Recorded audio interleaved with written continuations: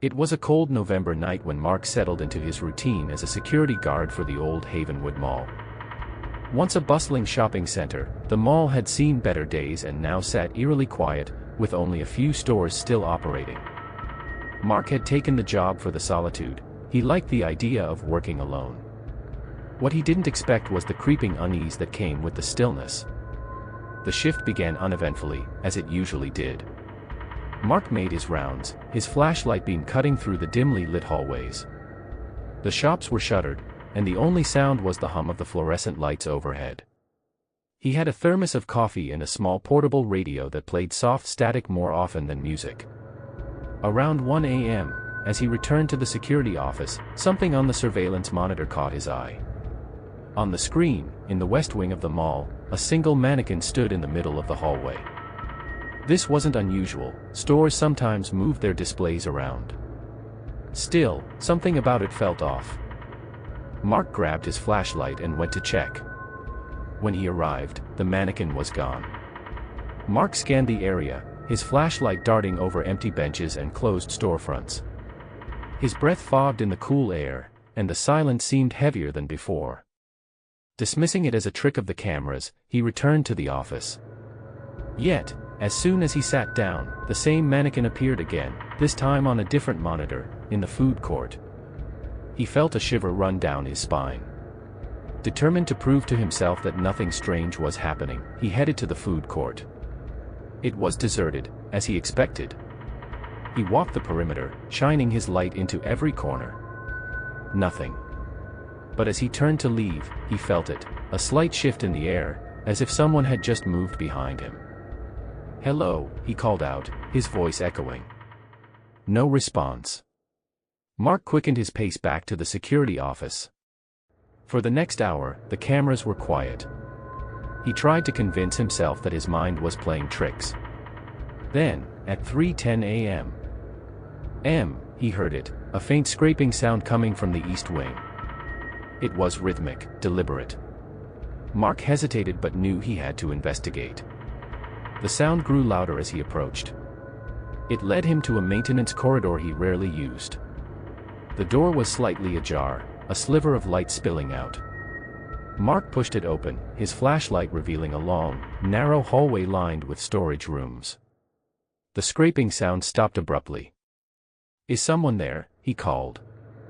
His voice echoed back at him. The air felt wrong, heavy, like the hallway itself was holding its breath. Then he saw it, a shadow at the end of the hall. It moved, not with the fluidity of a person but with jerky, unnatural motions. Mark froze. His flashlight flickered, and in the moment of darkness, the shadow seemed to shift closer. He turned and ran. His boots pounded against the tile floor as he made his way back to the security office. Once inside, he locked the door and checked the monitors. Every screen was filled with static, except one. On it, the mannequin stood, its featureless face pointed directly at the camera. It wasn't in the hallway anymore. It was in the security office, right behind him. Mark spun around, his flashlight trembling in his grip. The room was empty. He was alone. But the sense of being watched was suffocating. He stayed there, back against the wall, until dawn. When the morning shift arrived, Mark quit on the spot. He didn't tell his supervisor about the mannequin, the shadow, or the surveillance footage. As he walked to his car, the mall felt like it was watching him, its windows reflecting the pale morning light like unblinking eyes. Mark never went back to Havenwood Mall, but sometimes, late at night, he dreamed of the mannequin. It always stood in the shadows, waiting, its blank face turned toward him. And when he woke, he couldn't shake the feeling that it was still out there, waiting for someone else to keep it company in the dark. It was the middle of winter when Thomas was assigned to his first overnight shift as a security guard. The job was at an old, massive factory building on the outskirts of town. The company had recently downsized, and only a few workers were still around, mostly in the day. The factory was cold and had an eerie silence, especially after hours. Thomas had heard the rumors before he accepted the job. Everyone in town spoke about the place as if it were cursed. It had once been a thriving factory, but after a tragic accident on the night shift many years ago, it was shut down and abandoned. Some said the building was haunted. The kind of talk you'd expect from a town full of bored locals. But Thomas wasn't one to believe in ghosts. He just needed the paycheck. The first few hours were uneventful. He walked the hallways, checked the cameras, and made sure the old machinery was locked up. The whole building smelled of dust and oil. He'd get the occasional creak from the rafters or a distant clang of metal from somewhere deep in the factory, but nothing out of the ordinary. That was until about 3 a.m. Thomas was sitting at his desk, scrolling through his phone when he heard the sound of footsteps. Heavy, deliberate steps echoing down the long hallway behind him. His heart rate picked up. He quickly stood up, expecting to see one of the few workers who sometimes returned late to get tools or finish a project. But there was no one there. The hall was empty. He checked the security cameras. The only movement was a faint flicker on the far end of the building. It looked like the lights were turning off and on in a strange sequence. Thomas was about to call it a technical issue when the footsteps returned. This time, they were closer. He felt his pulse thumping in his ears as he stood still, trying to figure out where they were coming from. He grabbed the flashlight from his desk and walked towards the source of the noise. The hallway stretched on forever, lit by flickering fluorescent lights. Each step Thomas took felt heavier, the air colder. It was like the building was closing in on him. Then, without warning, the footsteps stopped. Thomas turned the corner, and there it was, the main factory floor. It was massive, lined with old machines that had long since been abandoned. The silence was deafening. He flashed his light across the room, sweeping over the rusted equipment, the piles of debris. No one was there. But the hairs on the back of his neck stood up. His flashlight flickered. Before he could react, the sound of a loud crash echoed through the room. Something fell, a large metal object. It sounded too real to be a trick of the mind. Thomas's breath caught in his throat as he rushed over to the source. In the corner, a huge metal pipe had fallen from a high shelf, sending a shockwave through the factory. Thomas tried to steady his hands, confused by the sheer force of the noise. But the strangest part was that it hadn't been there earlier. The shelf had been empty, or so he thought. Suddenly, there was movement in the far corner of the room. A shadow. It darted behind one of the machines, vanishing from sight. His first instinct was to call for help, but the phone line had mysteriously cut off hours ago. He was alone. The security system was on backup power, but the radios wouldn't connect. Thomas walked forward cautiously, every footstep echoing in the emptiness. The shadow didn't appear again, but the sense of being watched grew stronger. He reached the machine where the shadow had disappeared behind. As he rounded the corner, he saw something that made his stomach drop. A pile of clothes. They looked like they belonged to a worker, but there were no footprints around it. No signs of anyone having been there. The cold sweat running down his back made him hesitate. He wasn't sure if he was imagining things or if there was something else at play. But he couldn't shake the feeling that someone, or something, was watching him. The air turned frigid, colder than it had been all night. His breath clouded in front of him. And then, just as quickly as it had all started, the temperature returned to normal. Thomas decided it was time to finish his rounds and leave the building. He headed back to the security office, his mind racing. The factory felt more alive than it had all night, as though it had woken up around him. He could still hear faint whispers of movement in the background, like soft footsteps behind him, but when he turned around, no one was there. As he reached the exit, the door slammed shut with a force that rattled the entire building. Thomas spun around, but there was no one in sight. Panic set in. The door handle was locked from the outside. He couldn't leave. Hours passed, or maybe it was minutes, but time had lost its meaning. The temperature dropped again, and the air grew dense. His flashlight started to flicker once more. And then, in the corner of the room, he saw it, a figure, tall and hunched, moving slowly toward him. It wasn't human. The shape was wrong. Its limbs stretched too long, and its movements were jerky, as though it didn't belong in this world. Thomas backed away, his heart pounding in his chest. His eyes couldn't leave the figure, which now stood still, inches from him. It wasn't speaking, but Thomas could feel its presence, cold and suffocating. It had been waiting for him. Just as he thought he couldn't take it any longer, the power went out. Complete darkness. When the lights flickered back on a few seconds later, the figure was gone. But Thomas was no longer alone. The security room, once a place of solitude, was now filled with the chilling sound of heavy breathing, low and raspy, coming from somewhere in the darkness. The next morning, a worker found Thomas, shaken and disoriented, standing by the exit with no recollection of what had happened after the power went out. His shift was over, but something in the air had changed. The factory seemed to hold its breath as if it was waiting for the next night. Some say Thomas left the job after that night, never to return. Others claim he vanished. But the factory remains, empty and silent, like a place stuck in time. James had been working as a night guard at the old St. Mary's Hospital for almost 2 weeks, but he still couldn't shake the feeling that something was wrong.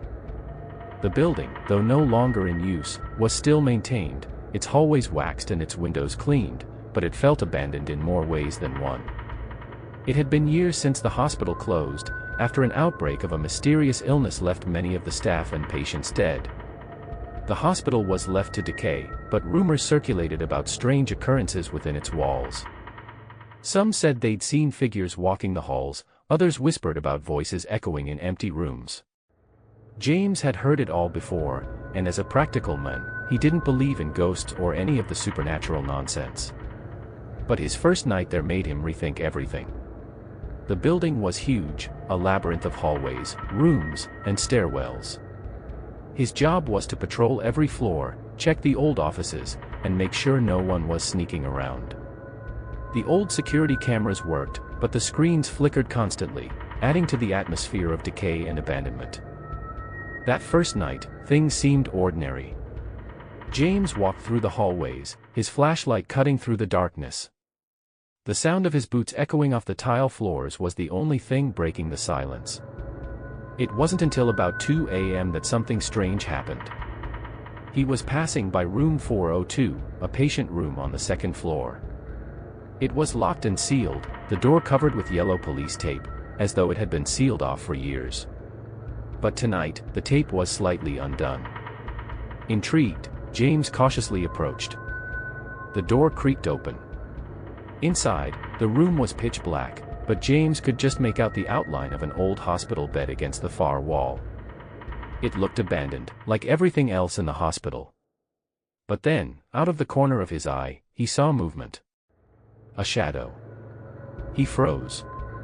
He had seen it clearly, a figure, hunched and limping, moving toward him. It wasn't human. The shape was distorted, its movements jerky, as if it were dragging itself across the floor. James felt a chill in the air, the hairs on his neck standing up. "Who's there?" James called out, but his voice was shaky. No response. With a deep breath, James stepped into the room, shining his flashlight in the direction of the shadow. The beam of light flickered across the room. There was nothing there. No figure. Just an empty room, with a faint smell of something old and decaying in the air. James frowned, unsure of what he had seen. Maybe it was a trick of the light or his mind playing games. He closed the door quickly and turned to continue his rounds, but as soon as he stepped back into the hallway, the lights above him flickered and went out. It was pitch black. James cursed under his breath, reaching for his flashlight. When it finally lit up, he could see that he was no longer alone in the hallway. The figure was standing at the far end, half in shadow. Its head tilted at an unnatural angle, eyes wide open but vacant, staring directly at him. James's heart skipped a beat. He couldn't move. His legs felt like lead. "Get out of here," he shouted, trying to sound firm, though his voice betrayed his fear. The figure didn't respond. It started to shuffle toward him slowly, its movements like a broken puppet being dragged along the floor. As it came closer, James's flashlight flickered again. The figure was now only a few feet away. Suddenly, the lights came back on, blinding James for a moment. When they dimmed back to normal, the figure was gone. James's breathing was heavy. Sweat dripped down his forehead. He backed up against the wall, his mind racing, trying to make sense of what had just happened. He turned quickly and began walking down the hall, his hands gripping the flashlight so tightly his knuckles were white. He needed to finish his rounds, he thought. Just get through it. But as he passed the old nurse's station on the 3rd floor, the door creaked open by itself. Inside, there was nothing but an empty desk and a pile of old files. Yet, the temperature dropped. It was a strange, unnatural cold that seemed to press in on him from all sides. James hesitated. Then, from behind the desk, he heard a voice. It was faint, barely a whisper, but it sent a chill down his spine. "Help me. Please." James turned sharply toward the voice. But the room was empty. No one was there. "Who's there?" he called again, his voice shaking now. His feet were frozen to the spot. Then, without warning, the lights flickered once more, and the whispers grew louder. More voices joined in, overlapping each other, crying for help, begging for release. "Please. Help us." James couldn't take it anymore. He ran out of the room, his heart pounding in his chest. As he hurried down the hallway, he felt the weight of the building pressing on him, as if it was alive, watching him, suffocating him. He made it back to the security office, slamming the door behind him and locking it. He sat in his chair, trying to steady his breathing, but the voices, the whispers, didn't stop. They echoed in his mind, growing louder, more insistent. He turned on the radio, trying to drown them out, but it was useless. Then, from the corner of his eye, he saw it. The reflection in the security camera monitors. A figure, standing behind him in the dark room. James spun around, his heart in his throat, but the room was empty. His hand trembled as he reached for the phone to call for help. But the phone line was dead. The whispers came again. Closer this time. Almost behind him. "Help. Us." James never showed up for his next shift. When the police investigated, they found his uniform on the security office floor, but no sign of him. The building was empty, as it always was. But those who worked at the hospital later said that they sometimes heard strange noises, whispers, or saw shadows move in the corners of their eyes. As if the hospital had never truly let go of the souls that had once wandered its halls. And so, the abandoned hospital remained, silent, cold, and waiting for the next night guard to take the shift. Liam had worked the night shift at Kingsbrook Asylum for almost 6 months. It wasn't glamorous work, but it paid well, and he was used to the eerie quiet that hung in the air as soon as the sun set. Most of the asylum's patients were long-term residents, and by night, the building felt empty, even though it wasn't. The hospital had been built in the early 1900s, its hallways long and winding, with a maze of rooms that seemed to lead nowhere. Some parts of the asylum were newer, but the older sections had a feeling about them that was hard to ignore. The kind of feeling that made you glance over your shoulder when you walked through a dark corridor. Liam had heard the rumors about the forgotten wing. The wing that was shut off from the rest of the building. The one the staff rarely talked about. The one with the locked doors and windows that hadn't been opened in decades. Some said it was because of an old outbreak of disease. Others whispered about things far darker than that. But for Liam, it was just another part of the asylum's strange history. Nothing to worry about. One night, while patrolling the quieter hallways on the 4th floor, Liam noticed something strange. A door at the far end of the hall, one that was usually locked, was now slightly ajar. He had passed by it countless times before, always locked, but tonight, it was different. He hesitated for a moment, unsure whether to investigate or move on. Curiosity got the better of him. He walked down the hall toward the door, the creaky floorboards underfoot the only sound in the silence. As he approached, he noticed a faint light flickering from within the room. It was strange, there were no lights in this part of the asylum, especially not at this time of night. He pushed the door open slowly. The room was dark except for the dim light from a single desk lamp. It was an old office, cluttered with papers, file cabinets, and broken furniture. But what caught Liam's attention wasn't the state of the room, it was the hospital bed in the center, still made up as though someone had recently been lying there. There was no one in the bed, but a heavy sense of unease washed over him. Something wasn't right. The flickering light seemed to come from an old, dusty lamp on the desk, but when Liam moved closer to turn it off, something caught his eye, an old photograph, crumpled and half hidden beneath the desk. He picked it up, brushing off the dust. The photo showed a group of hospital staff standing outside the asylum in the 1950s. But one of the people in the photo stood out. A woman in a long, white coat, her face pale and expressionless, staring directly at the camera. Liam turned the photo over. On the back, there was only one word, written in faded ink, Samantha. He felt an uncomfortable chill run down his spine. Something about the room felt wrong, almost like he wasn't supposed to be there. The air seemed thicker, as though it was heavy with secrets. He stepped back toward the door, ready to leave, when he heard a faint noise, footsteps, soft but unmistakable, coming from the hall outside. Liam froze, his heart racing. He wasn't expecting anyone at this hour. He quickly stepped into the hall, but there was no one there. The hallway was as empty as it always was at night. Suddenly, the temperature seemed to drop.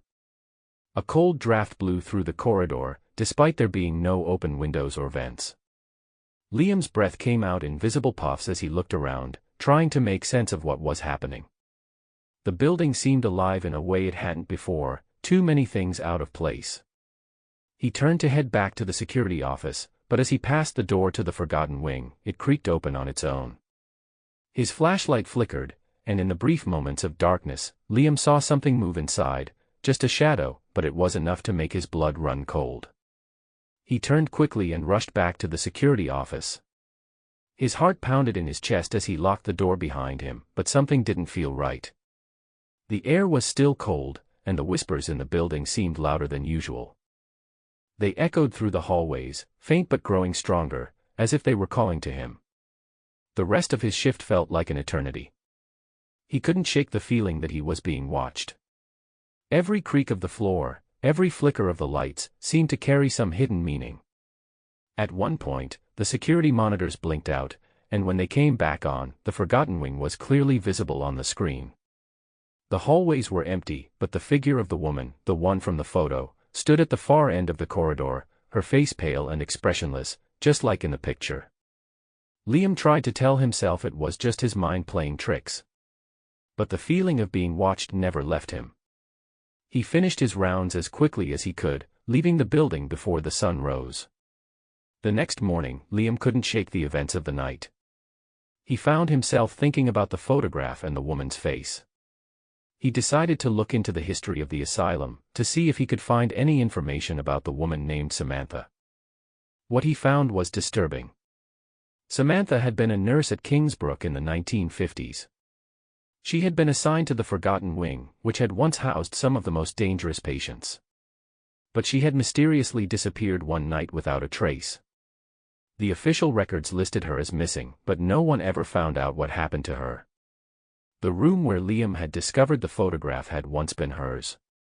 The more he learned, the more he felt the weight of the building's secrets. Some things, it seemed, were never meant to be uncovered. Liam never returned to Kingsbrook Asylum after that night.